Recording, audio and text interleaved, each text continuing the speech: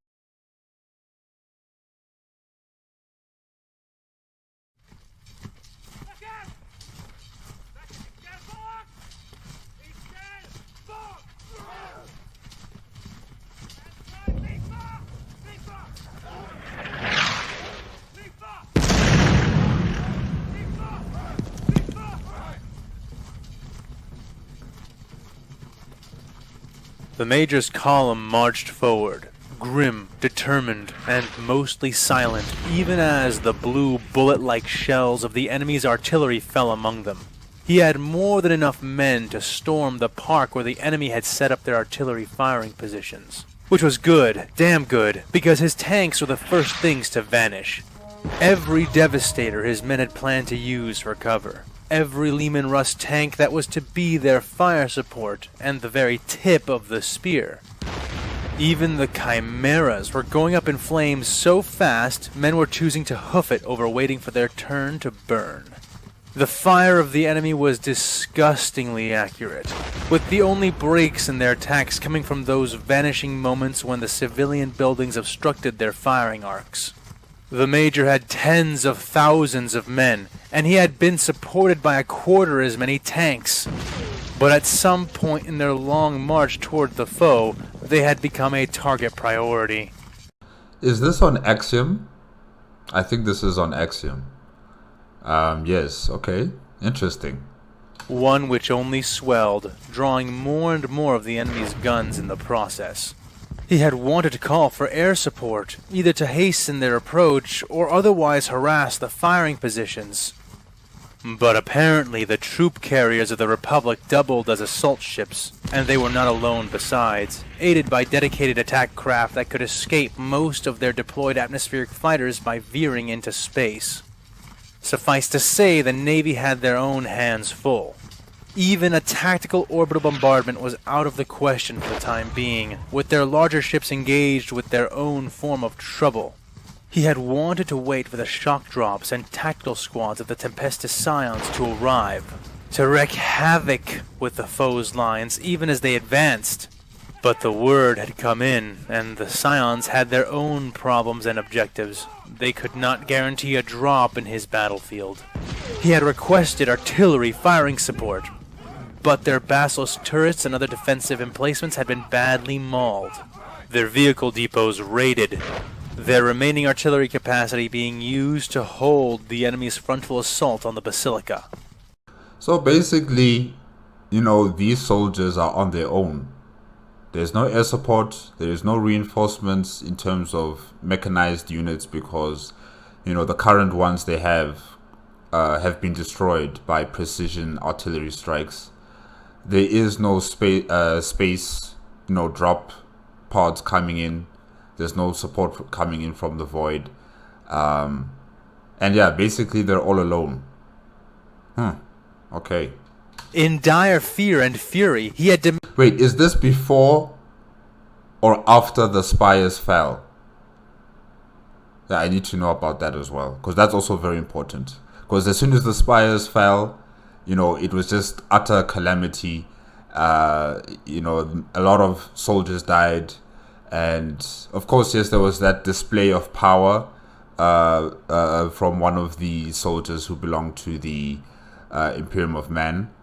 However, even after that display, the disarray in the lines of the Imperium of Man was complete. The Jedi were really pushing forward with the clone troopers and mowing down the Imperium of Man forces. So, yeah, I'm just wondering, either is this before or after the spires fell? Yeah. demanded some kind of support, even from the sisters. Something to help his men cover the distance without eating death all the way. But what he received, and was made to be grateful for, was far less than he needed, and nowhere near what he wanted. Sanctus Command had promised them a vague but potent number of reinforcements, but made no commitment on their arrival. Besides, they had been ordered to defer to the command of the Sister Palatine, not him. From the sisters themselves, he had received something more substantial, though just barely.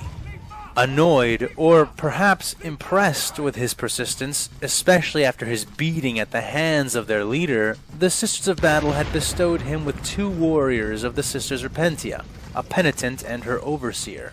While he was glad to receive anything, neither of them would be able to shield his men or provide any kind of value until the battle was properly met. At least the penitent, large as it was capable of dodging and moving around the incoming volleys and had survived up till now. But now he had no tanks, almost no armored support at all. His column was messy, disorganized, running in places, marching in others, always under fire. He himself was marching with them, having abandoned his tank 8 minutes before its destruction. Most of the other officers had followed suit. The ones who had not were dead. He flinched, heat scalding his skin, as several meters away another shell impacted the road, scattering men and body parts in a red cascade which fell like grim rain over the marching soldiers around them. The Major's face and clothes were stained red enough that he could be mistaken for a commissar at a distance. The thought made him search around, and sure enough, she was still there, Commissar Indricta. She was marching through the gore rain, roaring some kind of imperial anthem that the men around her were struggling to keep in tune with, their voices drowned out by the whistling and booming of the Republic's artillery. Though she was technically younger than him, she had all the authority to strip him of his unofficial rank and take command at any moment. In fact, while it shamed him to admit so, even to himself, that had been precisely the reason he had sought her out. But when he had found her, lounging outside the barracks, tall hat pulled over her eyes as if snoozing while the artillery fell all around her, she had not taken command. The young commissar had, instead, propped up the hat enough for the glint of her deep violet eyes to complete the smug, cruel expression on her face, and said, "Yes, I'm empowered to take command anywhere I see fit." She had then drawn her bolt pistol and lazily aimed it forward, her arm as thick as that of any male commissar. He had, at that time, stood to her left, the only thing before them having been the wreckage of a struck basilisk turret. Even so, the menace of the action had been even more frightening than the outrage of the Sister Palatine. "But only after I execute the commander for incompetence," she said, then squeezing the trigger and firing a loud, cracking bolt into the wreckage. "Or heresy," she added, firing again. "Or cowardice," she finished, firing one last time. Lady, you are wasting bullets. Those are bullets meant for the enemy, and you're just shooting them out just to threaten your soldiers out here. Come on. I mean, your words are already frightening. I think that's enough. don't you think? She had turned her expression on him then, an expression of bloodthirst so profound it would have made a hive tyrant envious of her genes. And with the focus of her eyes had come the barrel of her gun, now aimed squarely at his chest. Which one of these are you guilty of, exactly?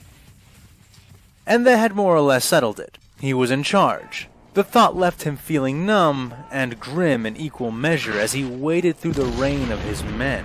And always, with each step he took, he was aware that it could be his last. That the last sensation he would have would be those of exhausted muscles, of being too hot, of being covered in blood and dressed in responsibility he had never asked for and had not been equipped to take. Such was the madness of the galaxy, the reality the Imperium sought to tame, he thought.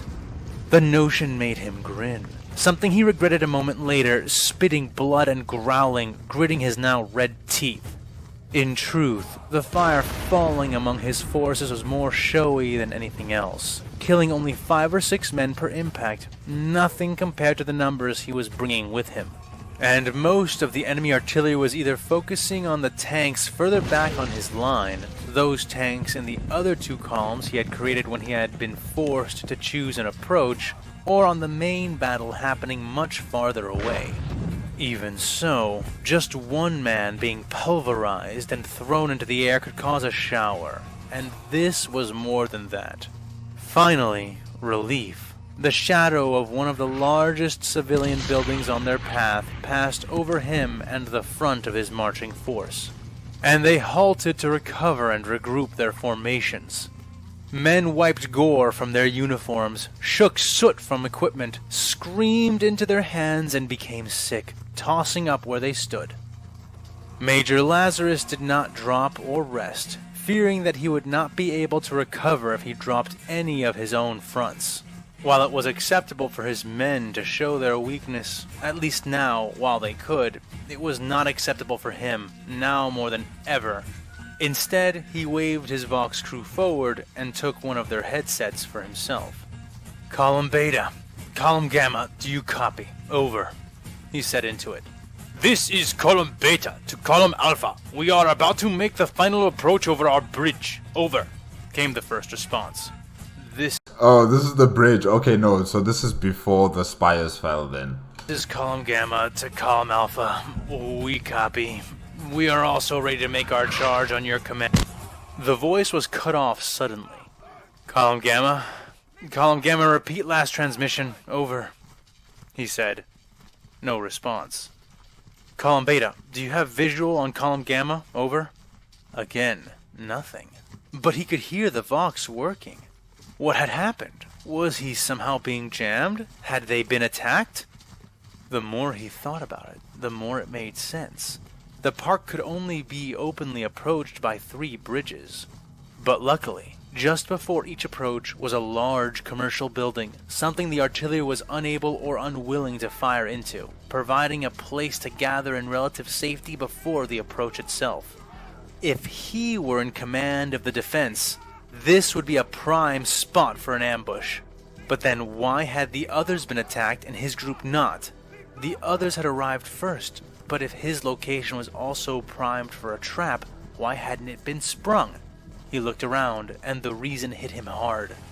His column was still gathering, regrouping. The enemy was going to hit hard with something massive. But what? Where? He looked around, eyes scanning the buildings, the road, the spires. The spires! There, adhered to the side of the spires, caterpillar-like tanks stood silent, unnoticed in their altitude and angles, only visible from here, and only when looking back the way they had come. His mind frenzied. What should he do? What could he do without creating a panic? "Heavy weapons teams, set down! Arm!" he called. Men turned to He still has heavy weapons? Okay. heed him, and sergeants and other officers repeated his orders, but no one had caught on yet, not any but the most canny, who began looking around. "Take cover! Into the megastructure! Prepare for an assault by the enemy!" he called. "Heavy weapons teams, aim there!" he yelled, as the men who had just sat down paused in confusion, wondering if they should run for cover or stay on their weapons.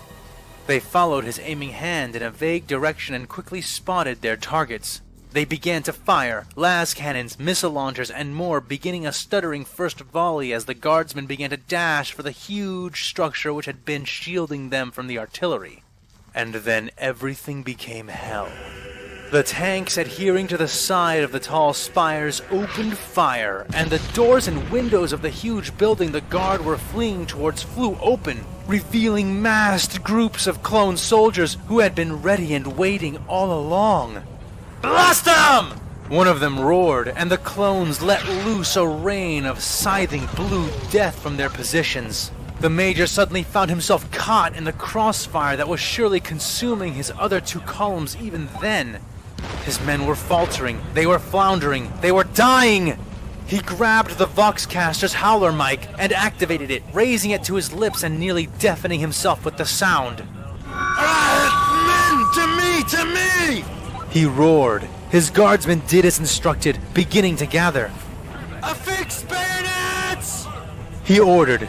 Those who had not already did Fix what? Bayonets? Okay. so now, locking the various wicked blades to the muzzles of their las guns and auto rifles. As one of the Imperator, charge!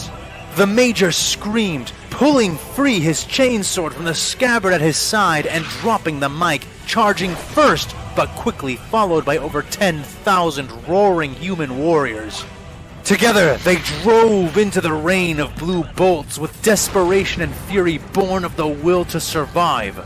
Not as a race, not as an empire, but as men, individually and together, for just the next few moments.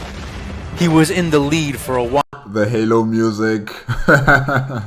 But then a shot took him in the left thigh, the center of his chest, and the side of his head. His carapace armor absorbed most of the first two shots, jerking and jostling him with high-speed, high-energy impacts. But he felt a fifth of his face slough off, and horrendous pain blossomed there. His speed faltered, and while he was not trampled, he was overtaken by the men around him, who, in turn, took the next volley of blaster fire, some of which had been destined for him, he was certain. But Major Lazarus did not cease his charge, did not surrender to the pain eating his vision and filling his mind. Instead, he channeled it into a scream of defiance and kept his legs pumping, even as a shot fired from a window far above cracked the carapace armor on his right shoulder. He drove on and on until suddenly he was there.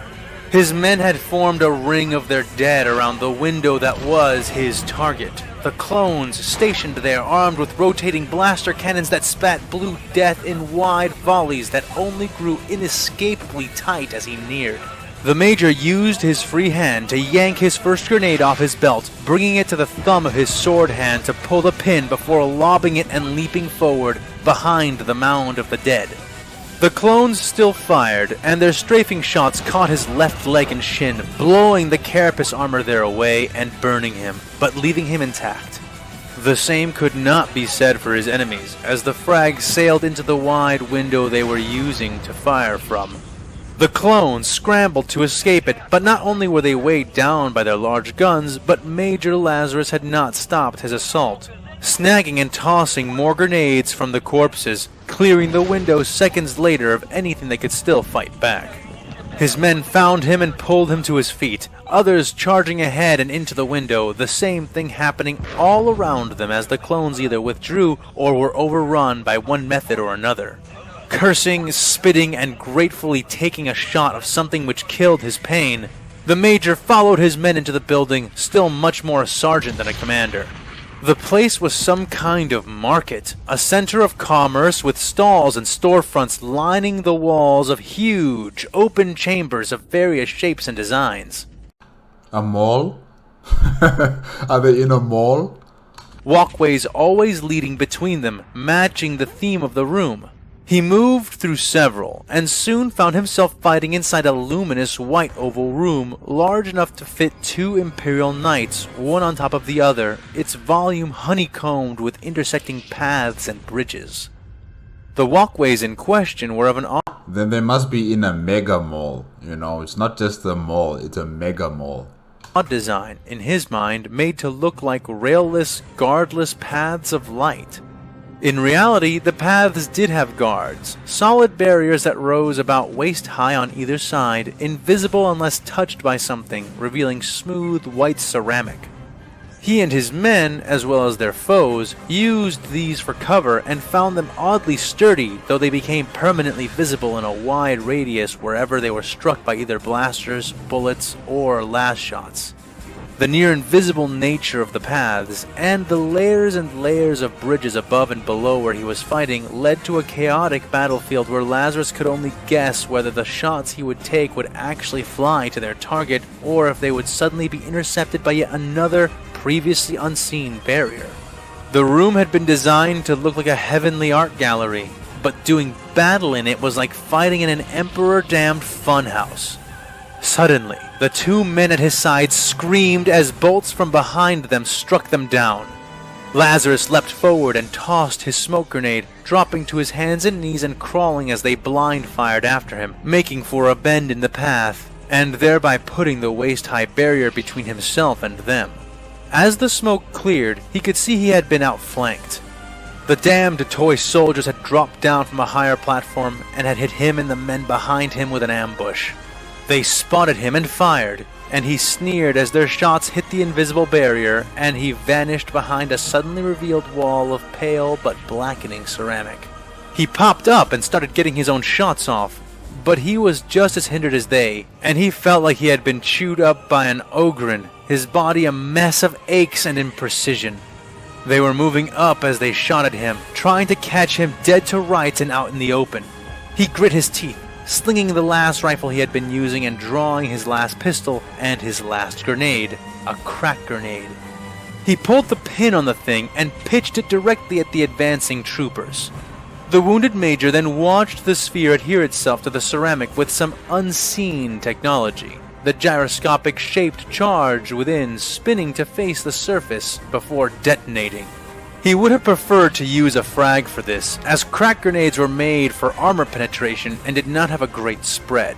Still, it did its job, blowing open a segment of the walkway barrier, killing one of the clones and exposing the others.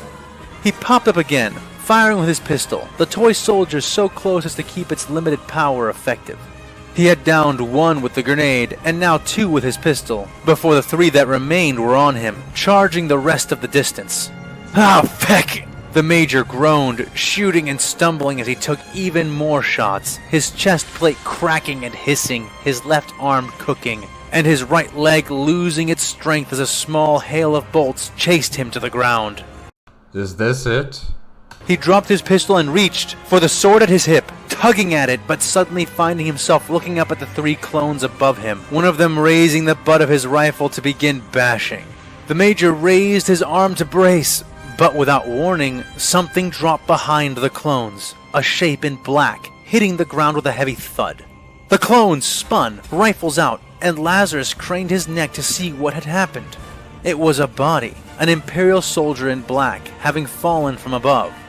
Thump, crack, and then another one fell not too far from them, the soldier groaning, leg clearly broken. What's going on?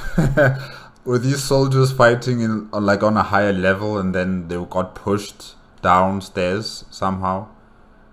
Well, this is going to serve as a distraction, for the commanding officer. Now you can just take out your sword and just kill them while they're being distracted looking at these Imperial soldiers falling on the floor. Yeah. The clones turned back to the major, intent on finishing him before more corpses fell on them. Major, yes, sorry. But he is the commanding officer right now of that column, so yes. But the offending clone never got as far as striking. His bucket-like helmet, complete with the head inside, came flying right off his shoulders. The other clones reacted quickly, but not quickly enough. The long barrels of their cumbersome DC-15A blaster rifles making them too unwieldy to use in such close quarters. It was the first corpse, no corpse at all, the soldier having risen silently and attacked viciously. Lazarus' eyes bulged as he watched the guardsman, dressed in a black overcoat, his face hidden in a large, encompassing gas filtration mask, lunge. I think I've seen these people before. Krieg, right? Or is it Craig? No, not Craig. it's Krieg. Yes, the soldiers of Krieg. Absolutely fanatical people who are fighting for the Imperium of Man. They don't really care about themselves. They don't care about their lives as long as they serve the Imperium of Man. Fighting till the bitter end, killing the enemy with whatever tools they have at their disposal. Whether it's a bayonet connected to a las gun or it's a shovel. That will always be the funniest stuff ever, fighting with a shovel. They even have horses that are genetically made for war. They can be shot at, they can be run over, but they'll still be alive and they'll still be, used to charge against the enemy. So yes, the soldiers of Krieg, yes. He lashed out at the second clone, swiping with his weapon, an axe of all things, and cutting one of the trooper's arms off at the elbow, following that up with a hard chop to the clone's skull. It's not an axe, it's a shovel, guys. Look at it carefully. You will see. Ending him. That was when Lazarus actually saw what weapon the soldier was using. No axe at all, but a shovel? The guardsman yanked his shovel out of the dead clone's skull and helmet, but would have been gunned down by the third clone had he not been gunned down first by the other guardsman, who was sitting up, ignoring his obviously broken leg as he riddled the white-clad clone warrior with bullets from his autogun at close range. Can you imagine you just being killed by someone who's just sitting on the floor like this and just shooting at you? Oh man, that is so funny. These guys, they are terrifyingly scary. The fact that, they're so committed to battle against any enemy and win. But they're doing it in such funny ways, the guy's leg is broken and he's just sitting upright. He's like, yeah, I'm gonna kill you now. Oh man, that is just so funny. 2 more soldiers dropped with hard thumps, though the enemy was gone, and the rest came down on more sensible rappels as Lazarus was helped to his feet. Honestly, couldn't they just take the stairs or an elevator? Why must they be so dramatic? Jumping out of windows and then splattering on the floor. Come on. He looked up and whistled at the height the others were coming from, looking at the soldier who had helped him up, and wondering how he himself was still standing after a fall like that. The Major was barely shocked to find Commissar Indricta leading these insane, faceless men. Coming down on her own rappel, her blood-streaked grin more alive than ever before. This was hell, and she was thoroughly enjoying it. "Major Lazarus, I'm glad I found you," she said, disconnecting from her robe and walking over to him. "I am elated to report the enemy is in full retreat. The fighting now is mostly in those pockets that we managed to corner and cut off. The structure is ours." "Yes, ours, to be our grave. Forgive me for saying so, but this is no victory, Commissar. Our back is broken, our armor is gone, exposed and destroyed, and what is left of us is packed into this building. As soon as the enemy finish their withdrawal, I doubt they will leave it standing. They got what they wanted from this ambush. Our approach is blunted," he said. "But not halted," Indricta added. He thought for a moment and then nodded. "How many of these men do you have?" he asked. She grinned more widely. "Thousands," she said. "And are they all as fearless as this one?" he asked, clapping the soldier who had saved him on the shoulder. The man stood resolute as a statue and just as silent. She nodded. "From where do they hail?" he asked, still looking. You mean you don't know? You don't know about these guys? These guys should be, famous in the Imperium of Man. Just like Cadian shock troopers or something. They should really be well known throughout the galaxy. for their exploits. Oh, okay. At the man, noticing how much shorter he was than he himself. He couldn't help but wonder how old the guardsman was under that mask. "They come from a world called Krieg," she said. The word was like a clap of lightning, leaving Lazarus stunned. But slowly, he returned her grin and squeezed the guardsman's shoulder more tightly. "Then perhaps our assault is not as blunted as I thought. Gather close. I have a plan."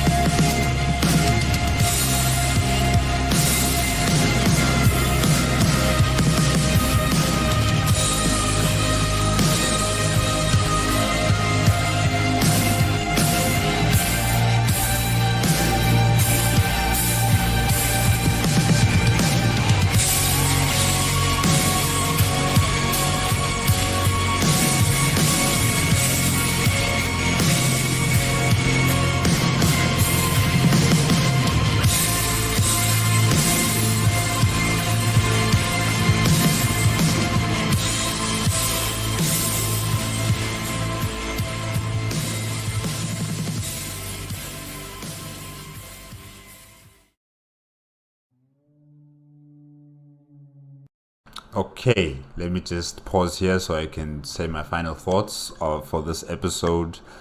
Star Wars versus Warhammer 40K special. They come from a world called War. Yes, made by AFanWithTooMuchTime. They are coming from a world called War. The Krieg soldiers. Yes, very special unit of men. I'm not sure if there's also women in the Krieg. Soldiers. I'm not sure if there are women as well, but probably they are. And yeah, these people, if you can still call them people, I'm not sure, are really going to be effective, in the wars to come or in the battles to come on Axum. What we've just been, witnessing here with Major Lazuras and, him almost dying due to the clone troopers, and then all of a sudden Krieg soldiers just start dropping on the floor and just standing up as if nothing happened, and then using their shovels, using their weapons to kill the clone troopers is just a taste of what is to come in future battles, where you would expect that these soldiers would just die on contact, falling from such high places. All of a sudden, to your surprise, they are standing up on their 2 feet, or one of their legs is broken and they're just sitting upright and they just start shooting at you. So yeah, the Star Wars side are going to have a nice little surprise when they face against these guys, once they finally, realize how determined, how resolute Krieg soldiers are. They don't really care about their lives as long as the objective of the Imperium of Man is complete. They will continue to push no matter what. And yeah, it's been tough. It's really been tough for the Imperium of Man facing up against a foe that have got precision artillery strikes. They are decimating their mechanized units. Even with the assistance of the Sisters of Battle, it's still just not enough, really. And now they're all taking shelter inside a mega mall. That's what I'm thinking. That's what that place is. It's a mega mall. There's no one there shopping nowadays, but it's still a mall. It still has an art gallery probably, and the Imperium of Man are using that place as a cover until they can reorganize their effort for another attack. And yeah, I'm just wondering, what is this plan that the Commissar and Major Lazarus are going to be doing using the soldiers from Krieg? I'm also wondering, did they bring their horses here? Because that will also be an interesting, added situation for the Star Wars to contend with. Fighting against the Krieg soldiers, mounting their horses, charging at them with their horses, with bayonets or spears with, I don't know, some sort of like explosions on them or something. Yeah, it's just going to be very interesting just to hear how A.F.W.T.M.T is going to explain how they're going to advance against the Star Wars side. And yeah, it's been good so far. It's really been good for the Star Wars side. They are still kind of winning, but I guess we'll see what happens in the next episode with the Imperium of Man, if they're able to turn the tide against the Galactic Republic. But yeah, this was good. This was really, really good. Okay, remember, if you want to check out the original video as well as AFanWithTooMuchTime's YouTube channel, the links are in the description below. If you like my reaction, please give me a like, comment, and subscribe to my channel. Click on the notification bell if you want to be up to date with my latest videos, and let us continue with AFanWithTooMuchTime. Hey there all, this is a fan with too much time, and I'm just coming at you unscripted here at the end of the video to talk a little bit about a few things. Firstly, my episode on how to improve lore is coming out. It's just taking a little longer than I thought. Necrons will be the first one by popular demand, so I will be looking at the Necrons, though funny enough, and I'll tell you this ahead of time, Necrons have already had a pretty serious movement in the lore, so it's kind of weird for me to examine them. But I guess that just means that it's good to get them first and out of the way. But that aside, today's episode, I hope you liked it, by the way. I did. It was actually supposed to be part of episode 12, and as you know, episode 12 is the longest episode I've ever made, so needless to say, I ended up having to cut it because it isn't really that integral. I mean, how do I say this? Everything is important and nothing is important, right? In regards to the way this battle plays out, it isn't the most important thing, this battle that's going on here. And in part, that's because the Imperial Guard have just so many troops to spare. But also in part because while it is important to neutralize this firing position isn't going to be the thing that makes or breaks the battle coming up. And I hope that's not too much of a spoiler for you, but the Imperium is definitely focusing more on stopping, the Jedi army, and things like that. This artillery position is something that is important to take out, but it's not important relative to the attack on the Basilica Gates and the actual Jedi army that is rushing up towards Sanctus Base. So, my point is just that at the end of the day, when I looked at the length of the script and I realized that I had to cut things, this was what had to go, because as you can see, it's rather a lengthy piece. I actually hesitate to call this a mini episode because it's not too mini, not compared to my original episodes, but I mean, hey, it is pretty mini compared to the episodes I've been releasing recently, so there's that. That being said, I'm kind of glad that I got to go ahead and put this through. Got to see our boys from Krieg, our clones from 40K, and I'm pretty sure that's confirmed now that Vitae wombs are officially just a form of human cloning. But Yeah, you know, how are Krieg here? Krieg are everywhere. Like, from what I understand, and do correct me if I'm wrong, but this is completely what I understand to be the case as of right now. Krieg pays its entire Imperial tithe with just people. The planet itself can't really do anything else. It's so ruined that it's just these people production facilities in the form of the Vitae wombs that are of value to the Imperium. And it's funny because I don't even think the Imperium... But if they are clones, right, wouldn't that be considered as abominations? You know, being clones? I don't know. Or maybe it's okay. I'm not sure.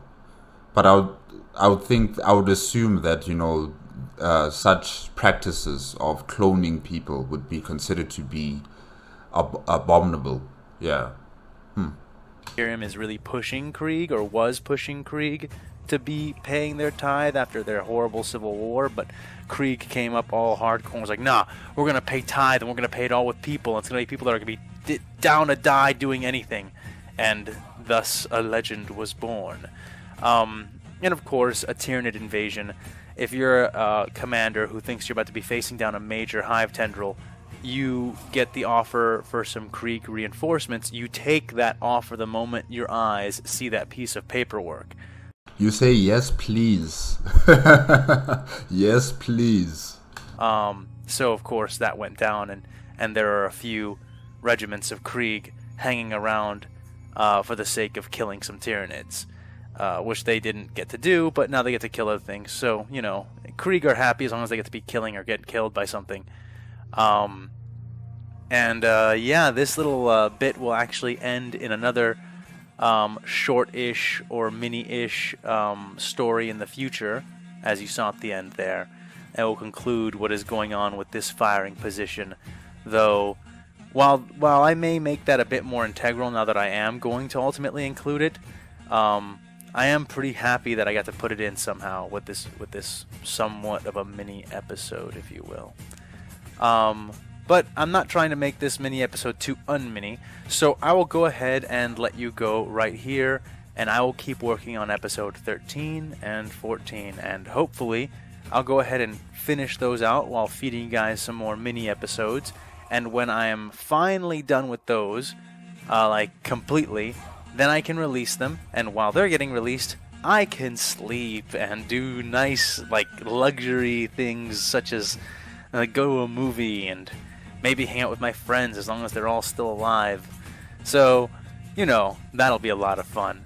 But in any case, until I see you guys next time, stay safe, stay happy, stay distracted if you can, because I know the times are hard, and I'll see you next time.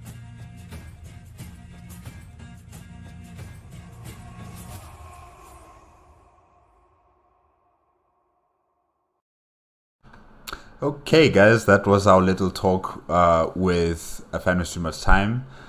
You know, telling us he's adding in the Krieg soldiers. And yeah, it's good to have them here. It will be very good and entertaining to hear of their exploits in this battle on Axum and, you know, future battles. Considering that there are thousands of them, hundreds of thousands of them probably, it's going to be really good to, you know, see how they do on different battlefields. And yeah, can't wait for the next special, because you said there's still some specials to come up first before, you know, continuing on with the full episodes. So yeah, next week they will be coming, the reaction will be coming. I'm not going to tell you the day because, you know, people are going to now be angry with me saying, oh, you said Thursday when you're posting it on Saturday. So I'm not going to say the day. All I'll just tell you is it's going to come out next week. Yes. Remember, if you want to check out the original video as well as AFanWithTooMuchTime's YouTube channel, the links are in the description below. If you like my reaction, please give me a like, comment, and subscribe to my channel. Click on the notification bell if you want to be up to date with my latest videos, and I will see you guys next week. Okay? Bye-bye.